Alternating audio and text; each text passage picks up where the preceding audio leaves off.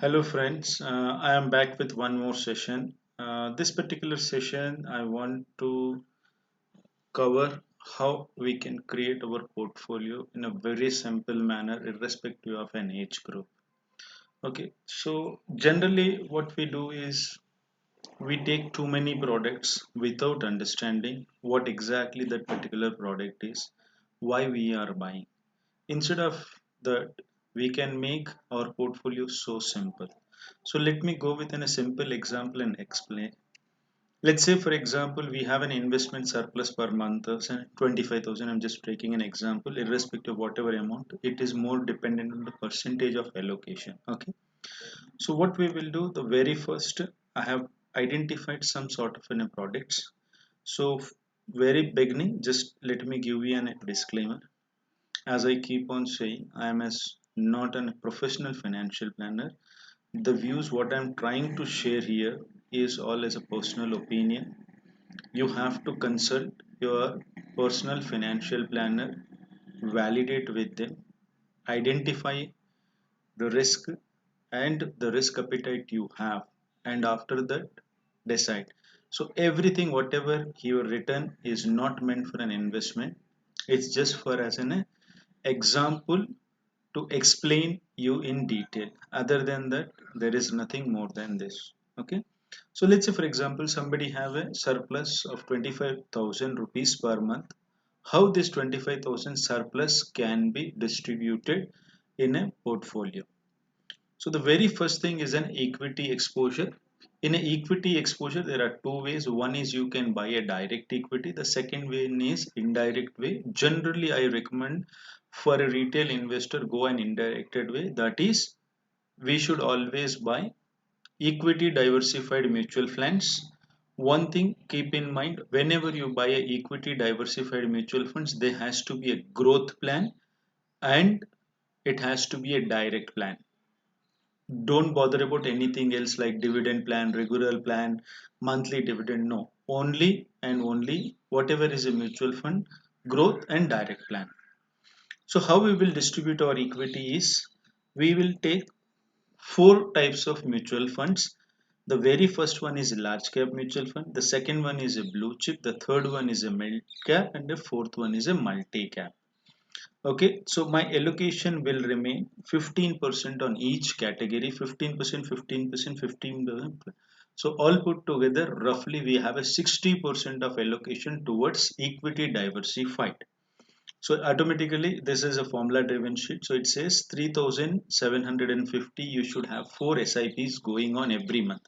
Whenever you invest in equity, make sure that it goes as a SIP every month. So the first SIP large cap goes on 1st of every month. The second SIP of blue chip goes on 8th of every month. The third mid cap goes on 15th of every month, and the fourth multi cap which goes on 23rd of every month. The rationale behind it is so simple. We have a gap of every 7 to 8 days between first to next SIP. So what will happen? We will get the average of every other equity scheme. Some of the examples, again, as I mentioned clearly, these are just an example name. That does not mean we should buy this particular mutual funds. Just to understand what you mean by which particular fund will fall under that category, nothing else. So Mirae Asset Large Cap and Reliance Large Cap can be part of your large cap. SBI Blue Chip and ICICI Blue Chip can be part of our blue chip category fund. Axis Mid Cap, HDFC Mid Cap can be part of your mid cap. Kotak Standard Multi Cap, Parag Parikh Long Term can be part of our multi cap fund. So your 60% of allocation is done on equity. Now rest 40% let us see. Out of the rest 40%, again 50% 1 5, that is 15% will go to the various types of provident funds. On a provident funds, generally all of us have a 12% deduction of our basic salary in offices. Mostly that is there for most of the companies if the company size is a little bigger than 20 plus employees. Apart from that, most of the companies allows us a VPF, that is called as voluntary provident fund. Voluntarily we can also contribute, and if see if your amount is going 1500 odd rupees, rest maybe 1750 or 2000 rupees you can contribute from your pocket as a VPF if your company allows. advantage of VPF is general PPF which we open in State Bank of India or either in post offices has an interest rate of around 8%, whereas VPF contributes close to 8.770 paisa extra you get. Hence we should go VPF. If you do not have a VPF option, then obviously go for a public provident fund, either any kind of an nationalized bank or post office. So another 15% gone. Now on to the debt funds. Put around 12% in a debt funds. So debt funds is for can come out for any kind of a purpose, like in your short term goals like 3 years, 5 years kind of anything. Just to again reiterate, equity funds, whenever you invest, think for 8 years, 10 years, 15 years. If it is a short term, do not put any money into equity. Equity requires little longer time. Okay. VPF PPF comes with a lock-in period of again 15 years, 20 years till the age of 60. Hence again the money is locked. And that's why we have one category as a debt fund. So whatever money we invest in a debt fund can be utilized within a time frame of any time. Let's say minimum there is a lock-in period of 1 year, but still we can break this funds and then we can take out money with some sort of penalty like 0.5% or something. Otherwise 3 years, 5 years kind of in a plan. Debt funds are always good. Again, some examples over here are Kotak low duration. Again, any mutual fund when you buy, it has to be a growth and direct plan. Second example is SBI Magnum Income Fund. Now we have this seventh category as a gold. Gold never invest into a physical gold. It has to be always in a form of e-gold or a digital gold up to 5%. You can go for a maximum of 8%, not more than that in a gold investment, but I've suggested 5%. So either you can buy like ETF format. So sorry, this is like EFT. You can think of going for a ETF. So you can go buy a gold ETFs. Or there is a gold sovereign units which is issued by central government of India on various auspicious days like Dashera, Diwali, and other festivals. So you can invest into this one. So I know 1250 you cannot buy. One unit is roughly costing 3400 to 3500. Every 2 to 3 months, one unit you can accumulate in this form of ETF or gold sovereign units. Only difference between these two is gold ETFs you can buy any day, you can sell any day. Gold sovereign units, once you buy, the lock-in period is anywhere between 7 to 8 years. Hence, it will have a longer lock-in period. So you can think whichever is comfortable for you, you can go. Now, everybody should have an emergency fund. Emergency fund should be anywhere between 3 months of salary or 6 months of monthly expenses which you require to sustain in case of any emergencies. So for emergency fund, again you can go for an arbitrage fund or a liquid fund. So Kotak Equity arbitrage fund is one, Reliance liquid fund is one. With this you have done your investments. So your major 95% of investments are done. 60% goes to equity diversified fund, 15% goes to provident fund, 12% to debt, gold goes 5%, emergency is a 3%. Once it becomes equivalent of 6 months monthly expenses, if you want, you can stop and move this 3% also to debt funds. Okay. Rest of the 5% you should allocate for the various types of insurance where this will not give you any return, but this is more to protect your risk. So everybody should have a health insurance, term insurance, and a property and casualty insurance. So let me explain what is this. A health insurance, always go for a family floater plans.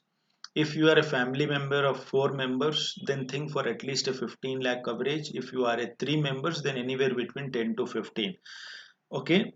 So you try to keep this money for an health insurance every month into a recurring deposit or either into an emergency fund like an SIP, and then you can pay when the amount comes for the insurance renewal comes.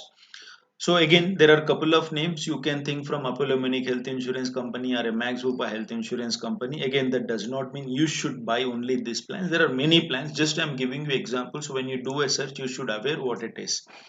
Only thing keep in mind when you take health insurance, it has to be a family floater with zero conditions. When I say zero conditions, let's say for example that generally health insurance keeps a conditions like 1% of coverage is part of your room rent, maximum you can take 1500 rupees for ambulance. Surgery should not be more than X amount. Let's say heart surgery 2 lakh rupees, knee surgery 1.5 lakh rupees. Do not have any condition. If you have taken a 10 lakhs coverage, let that 10 lakh can be utilized for any purpose. It could be medicine, surgery, room rent, or ICUI, anything. Okay. So average it has to be 10 to 15 lakh if a family is 3 to 4 members, kind of anything. Term insurance. Term insurance is again purely, it's like only a protection. There is no returns. Generally, people think buying an endowment policies and you're covering insurance. That is not at all a good product. Take a pure term insurance.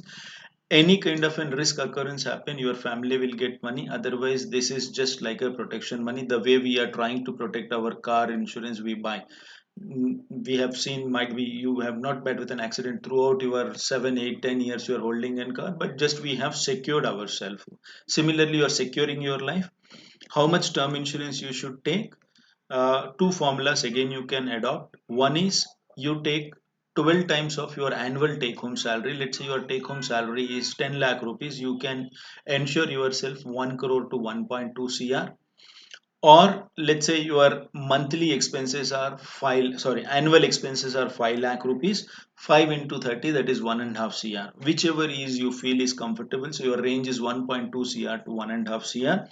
Again, some example like HDFC Click to Protect or ICICI product, and there are many products. Again, these are just example names. And the last insurance is property and casualty. Most of us have a property in form of home. So generally, we do not insure our property. So whenever you insure a property, make sure you are insuring property against fire, earthquake, or any other calamity like flood or tsunami, anything. Okay. And let's say, for example, you are owning an apartment.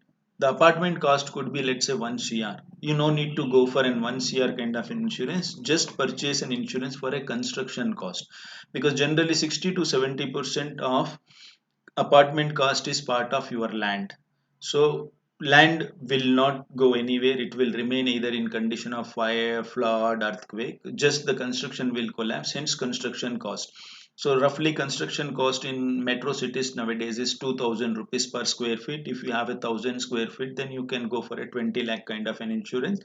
And generally such insurance are given for 10 long years, 15 long years. If you can take, you get a huge discount. Let's say roughly a 30 lakh insurance coverage will come for 7.5 to 8,000 rupees for 10 years.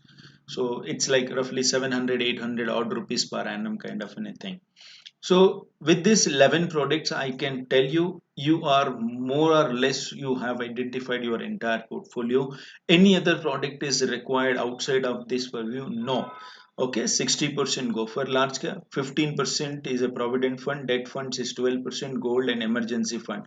All this 35% falls under your debt category, and protection you reserve 5% of money, or more or less depends upon your surplus. If your surplus is high, then obviously for insurance you may not require 5%. If your surplus is low, then might be you have to put more, but you should have health, term, and your property are the things that are very costly, which you cannot afford second or third time in your life, needs to be secured.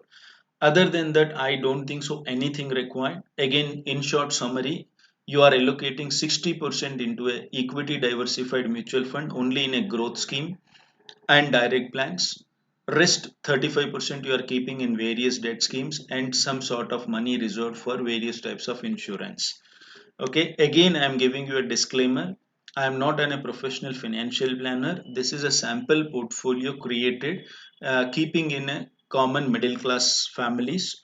You may have to consult your financial planner before deciding which mutual funds to be bought. Again, reiterating, none of these products are recommended over here. Neither I am suggesting you should go with this particular plan. This is only for education purpose, nothing else.